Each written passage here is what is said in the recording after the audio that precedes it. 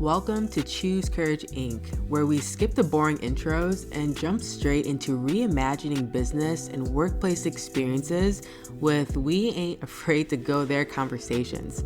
In this episode, Ash and I have a raw and honest conversation really across several topics. We get into the limit of external feedback and why not all advice is meant for you.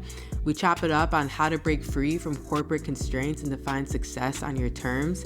The role of fear, how it keeps us small and how to push past it. We talk about why multi-passionate people need to stop shrinking and embrace their complexity, how gaslighting warps our sense of self and the ways that we neglect ourselves because of it. And we also get into the surprising way that thinking about death can bring more clarity and courage into your life. So if you're ready to choose courage over comfort, hit play and let's dive in.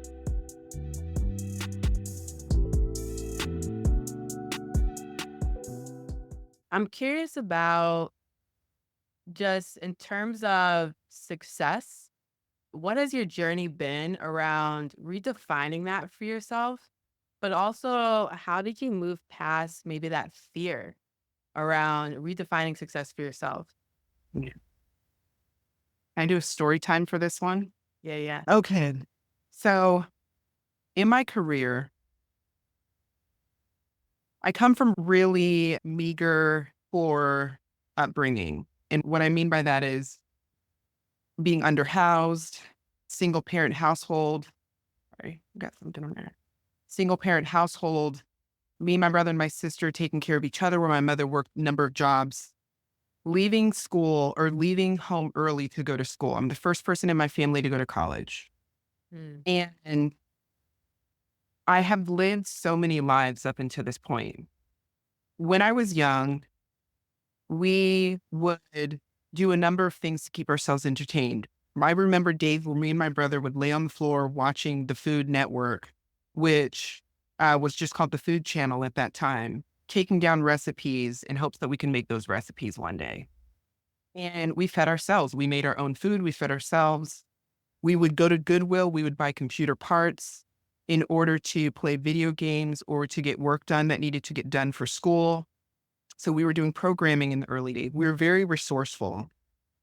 And that's been the thread that has pushed me to the point of success today. And I say this because through the number of turns and shifts that my career has taken over the years, it's really fallen back to that resourcefulness, that creativity, but also the assurity that as I've done these things, I have found that level of success.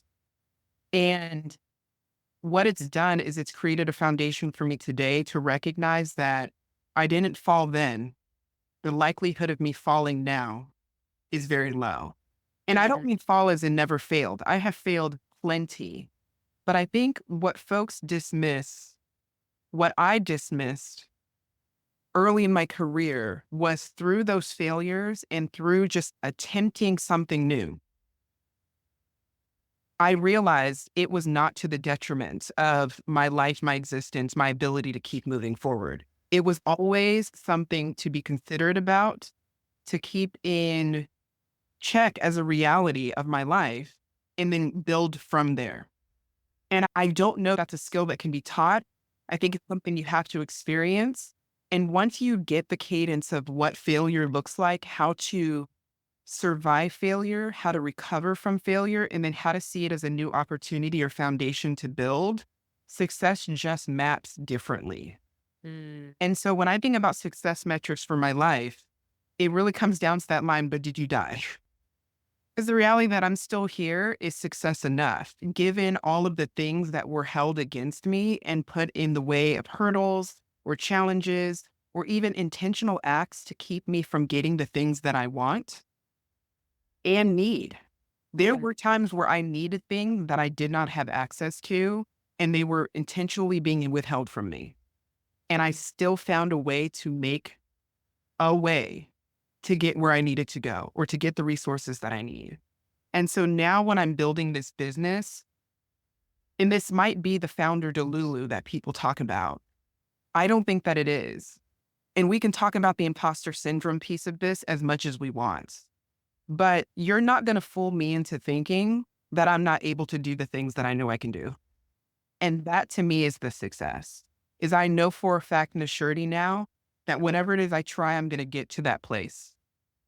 And defining it has never been the measure. I'm never saying I'm going to get here or I'm going to hit this number the way that folks make plans, whether it's their New Year's resolutions or they're making yearly goals.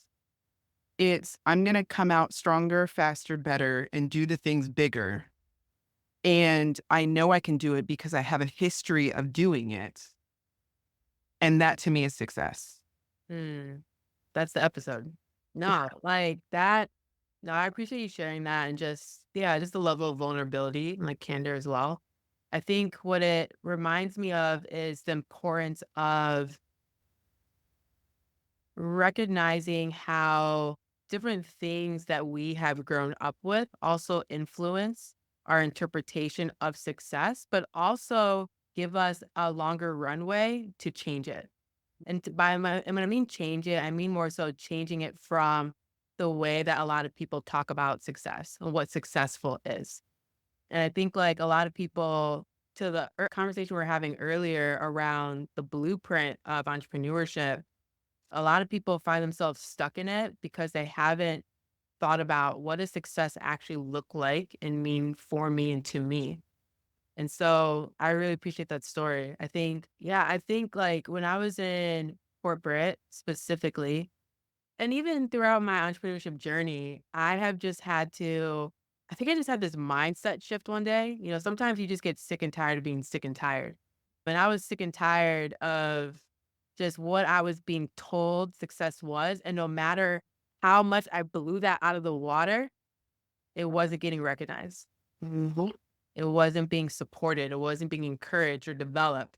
And I was like, you know what? Maybe I need to just stop trying to live up to this version, this understanding of success within work, within business, and develop my own standards.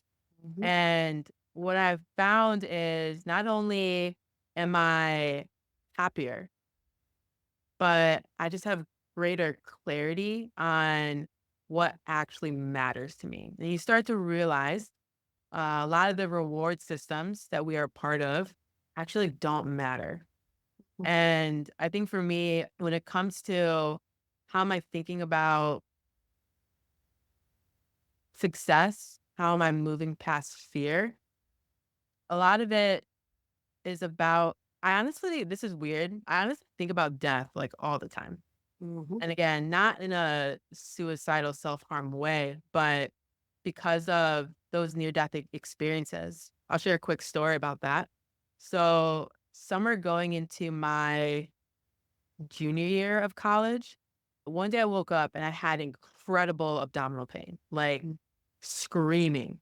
You know, my dad takes me to urgent care. They don't know what's happening, so they call an ambulance and take me to the ER. And when I get there, again, screaming in pain, they're running a few tests and they tell me your kidneys are failing. Now, at the time, healthiest person in my family, no history of kidney things in my family as well. And so my kidneys were failing. I was slipping in and out of a coma. Doctors were telling my parents to maybe start thinking about funeral arrangements because they couldn't quite figure out what was going on. Mhm. And eventually they were able to figure it out. I was in the hospital for like weeks. And they're like, oh, you have this thing called minimal change disease. Thank God it's not something called FSGS, which is something short for something very long. Mhm. And they're like, you'll be on, take medication, you'll be on remission, and you'll be good. So eventually I did fall into remission and I was okay.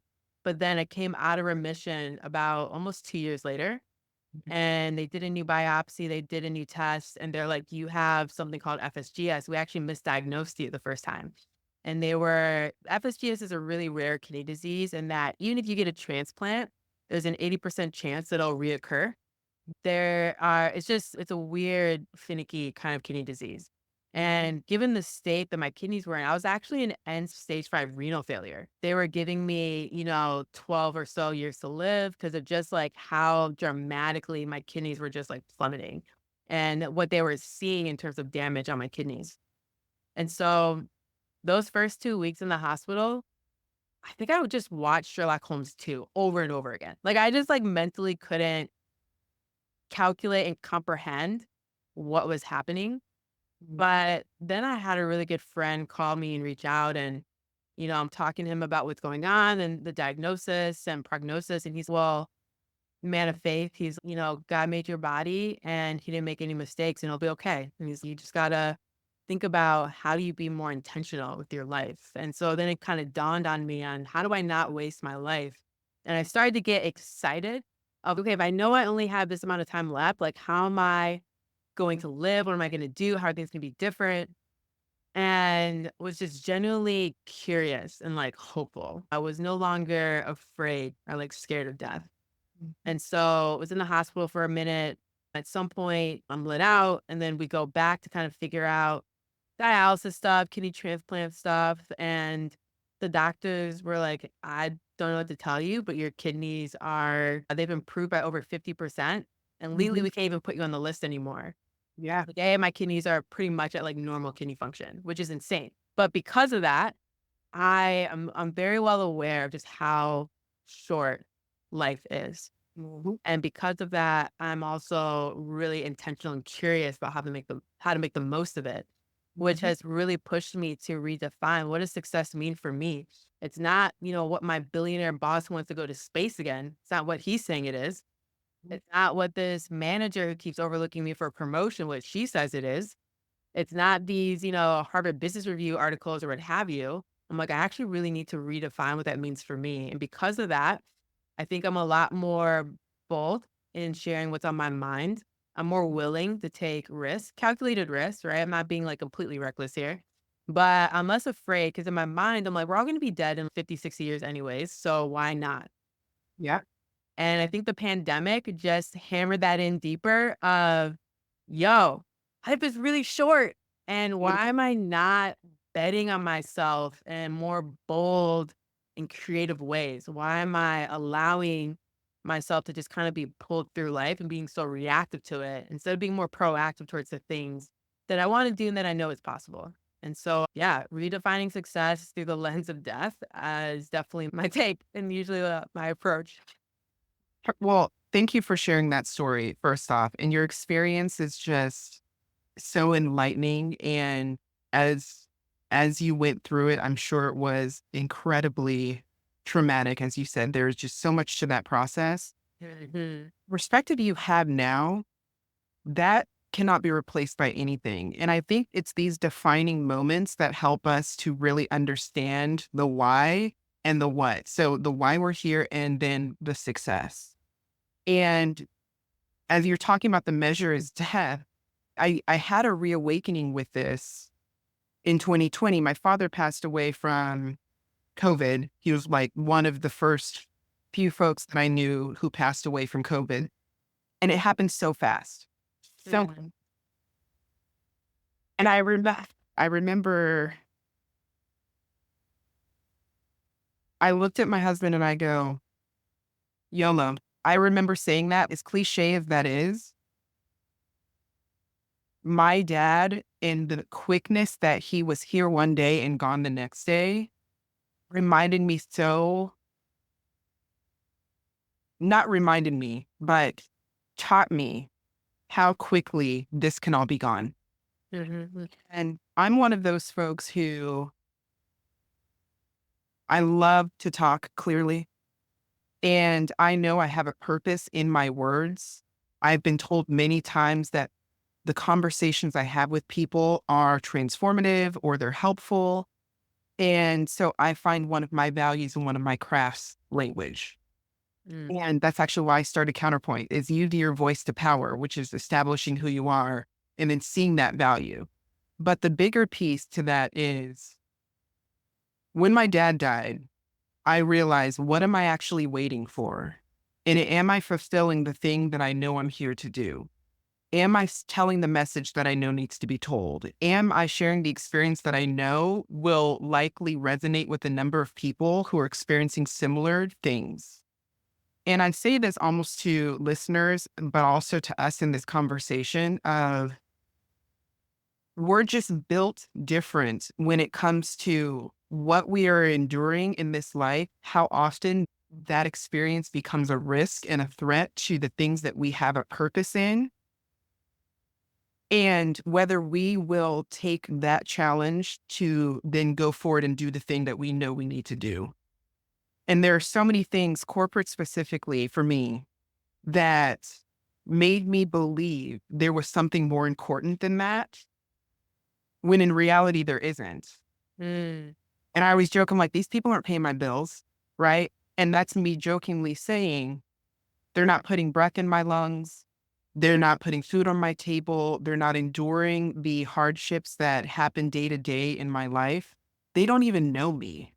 mm, So to have that level of control over my life and take away my opportunity to fulfill my purpose is pure insanity. absolutely.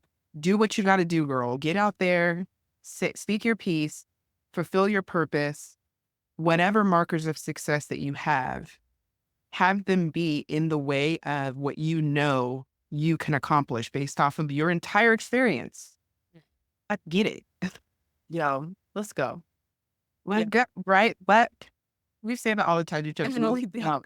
Let's freaking go. I mean, yeah, gosh, I think one of the most egregious things a company, a person can do to someone is break their spirit.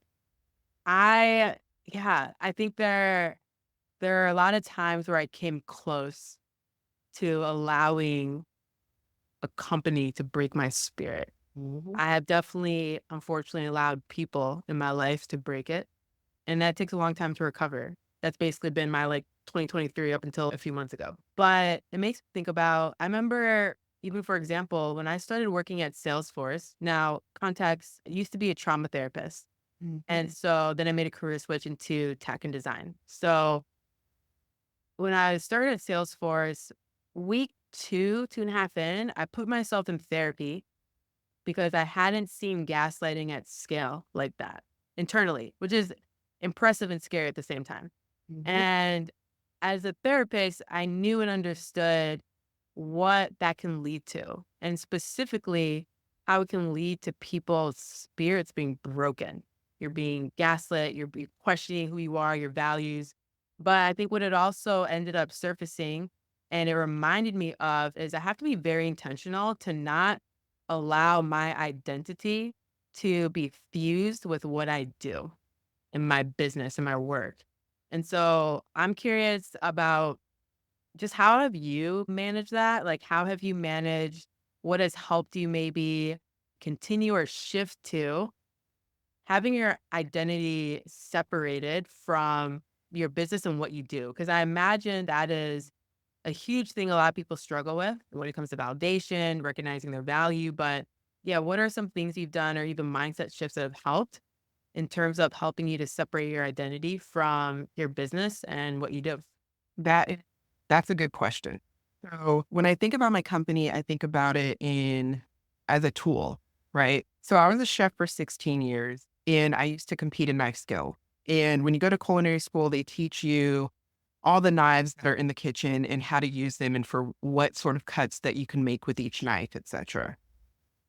And I always had this analogy of, you know, a knife can do a number of things. It can cut a steak, it can cut vegetables, it can cut you, Mm, many different things. And how you use it really is the key. And so when I'm thinking about my identity, the passion, the purpose, I really put a lot of that into my product, which I'm calling the tool. In the same way that those folks who made each knife for each cut, for each individual job, put that thoughtfulness into that tool. They knew what it was being made for. They knew how people should use it, etc. And then I got older. I stopped working in the kitchen. When my husband and I were dating, he asked me to buy him a knife. And I remember I bought him a Santoku, which is a channel knife, and it's used to cut vegetables so the vegetables don't stick to the knife. That's why the channels are there if anyone's asking. yeah. Anyways, I bought him a Sentoku, and it was a Japanese steel knife, and it was very sharp, especially brand new. And I told him, whatever you don't touch the blade, whatever you don't touch the blade. And, people are really silly because the first thing they'll do is what you tell them not to do. So I get a call. We were long distance at the time. I get a call. He was going to the doctor because he wanted to see how sharp it was and did one of these. He touched a knife. How people decide to use that tool does not take away from the intentionality, the channeling on the knife, the handle balance, the sharpness, none of that. How they decide to use it goes up to them. The intention goes into it. It's thoughtful. That's how I separate my identity from my product, is you're always going to get the most of me in this product and the most of how people should and could use this product. And then what you do with it is up to you. I can't stop you from cutting yourself with it. I can't stop you from doing this. And that's not to say in a security way that like, I'm not responsible for what people do with my product. No, but when we're talking about having a business and having certain outcomes that you want to see and really building for quality, you're going to do the things that you know is going to provide the most efficient tool for the job. And then you deliver it out into the world. You position it for people to be able to consume. You wish them the best. You give them some instruction. Maybe you teach a class. Maybe you do these things. But how they decide to use it is up to them. And for me, it was that separation of saying, here's what's in my control. I can't control the rest. So I'm going to do my best to produce, create, provide, and how you want to use that is up to you. It's been such a learning experience for me in all of my jobs too. This is something I learned specifically with Counterpoint. This is something I learned when I was creating diversity, equity, inclusion programs. I use the philosophy, if you build it, they will come. For those who know, they know, right? If you build it, they will come. You build the programs, people, some of them want to use it, some of them don't. You have to detach yourself from the outcomes. Because if you're too bought into the outcomes, you're going to lose yourself in trying to maneuver and bend and move yourself in a way that is according to each person who's using or doing the thing. And that's not the point. The point is to get your work done, which is, again, fulfilling your purpose, or in some cases, creating the tool or making the job. So that was a little long-winded, but Oh, you're good. Tracking. And also just learned a few things about you, about cooking. But I also really love that metaphor and that illustration. And I think too, it's a reminder that there, even dream jobs can cut you. yeah. And yeah, I appreciate that. I think for me, I've been in this just kind of like creative era. I want to build dope shit and love it. But I think for me, like a big shift was seeing my business as a creative outlet. My business is something I create, but it's not who I am. And when I reframed it as a creative outlet and something creative, it became not only something that I poured into, but I also needed it to pour back into me. And so in doing so, I think I definitely operate from, there is a book I love called The Creative Act by Rick Rubin. It is incredible. I love it. It's inspired me so much that it's a part of mandatory reading now for both my businesses. Yes. And one of the main thesis of the book is that we are to create from ourselves, from a place of enjoyment and wonder. And if people want to enjoy it with us, fine.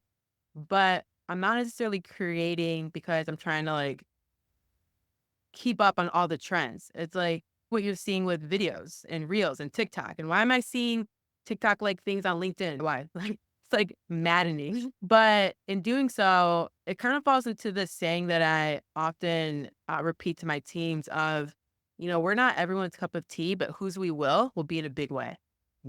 So how do we create from a place of our own curiosity, interest? Obviously, we listen to users and we try to make experiences better, but it's really about inviting people into what I'm developing.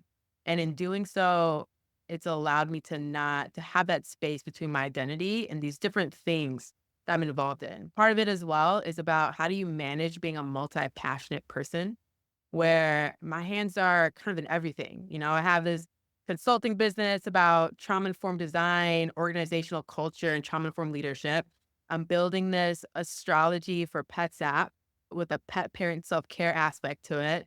I'm having fun with you and having these conversations about what does it mean to choose courage over comfort in business and entrepreneurship and in your own personal growth.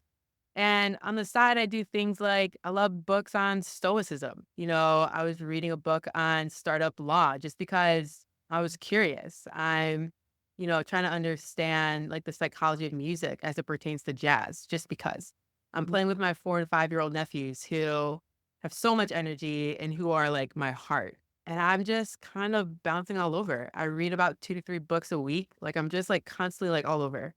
And so even honoring and even just acknowledging that I'm multi-passionate has helped me to not anchor myself to one thing. Mhm. And that has always been the temptation. I remember my mom used to say, she used to get really frustrated that I had all these passions and interests. And there's that, I'm blanking on this phrase. It's like, many talents, master of none. Do you know Jack of all about? trades, master of none. Yes. The full quote is a jack of all trades is a master of none, but oftentimes better than a master of one. And everyone forgets the second part. Yes. Forget the second part. Yes. The first part is, I think, often weaponized against people who are multiple passionate, who don't want to fit into and stay in one niche. And I've had to learn how to be okay and to really accept that part of me and who I am. So it's a little, for some people, it's a little weird, right? I'm doing stuff with org culture design, and I'm making this astrology for Pets app, and then I'm talking about entrepreneurship stuff. But why not? And I think it's helped me to not anchor myself so tightly, so closely to one idea and even one business. I think it's because folks don't have the range. And that's that I'm saying that gingerly, right? Again, speaking from my experience, my multi-hyphenate life is because of survival. Let's not get anything twisted. I read the books I read because where else was I getting that education? The library was free, right? And they weren't teaching certain things in schools. Or I was interested in a thing, no one in my family knew about it, so I had to go out and learn. I throw pottery. I was a chef. I'm interested in dentistry. I am a software engineer.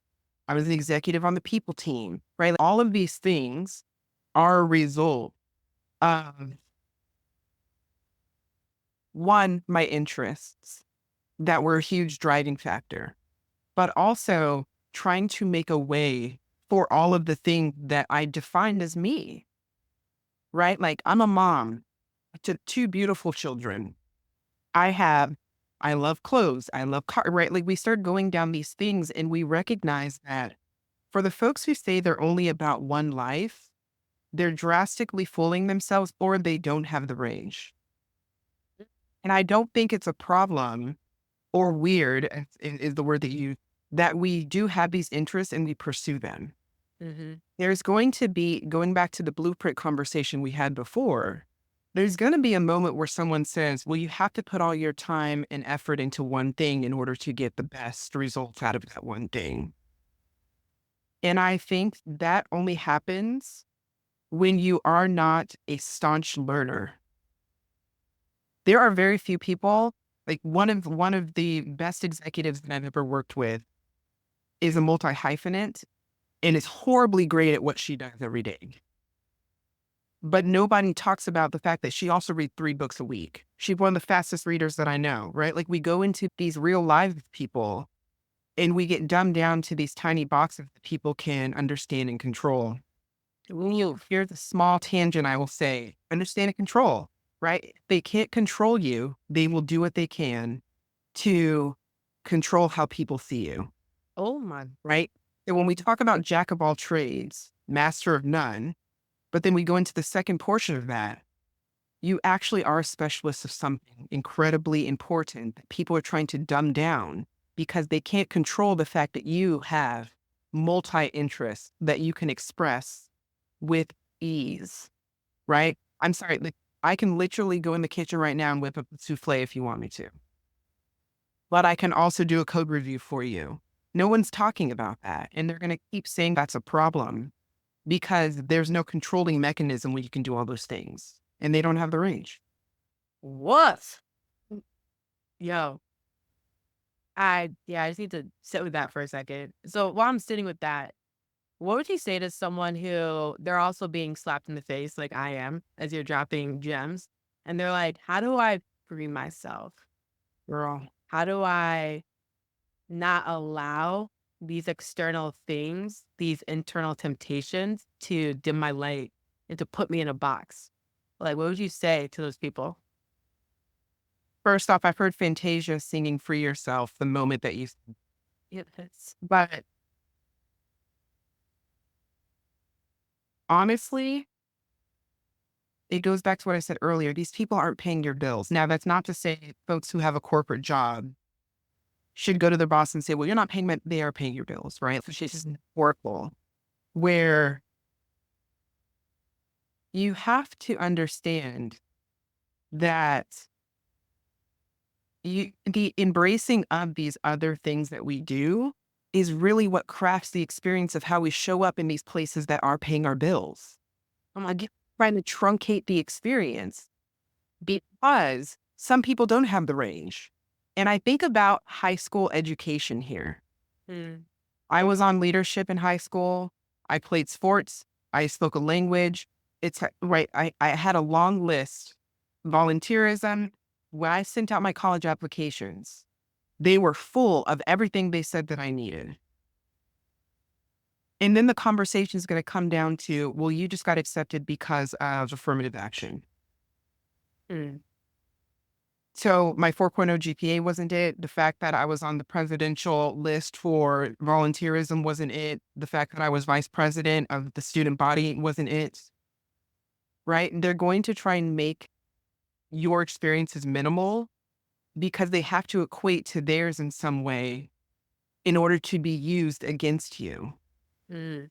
When we think about freedom, it's about bringing this stuff to the table because not only can we do the thing that they can do with diamond-like precision, we can also do it while baking souffles, while mothering 2 children, while playing with our 4 and 5-year-old nephew and nieces, right? Like, these are things they want us to believe are taking away from the experience of us being hyper specialists in our day-to-day when they're just adding value.